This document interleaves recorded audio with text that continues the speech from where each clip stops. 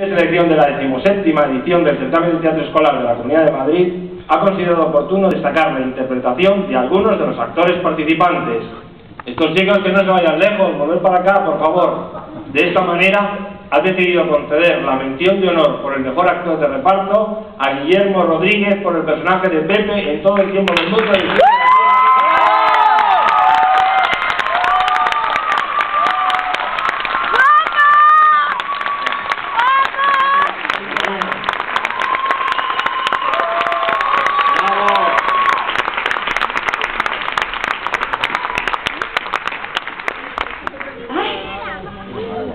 Es como los Max, los Goya, los Oscars, sí, los Oscars.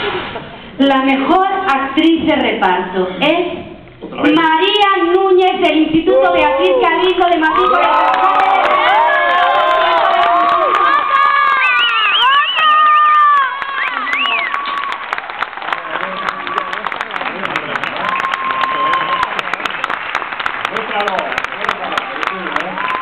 ¡Bravo!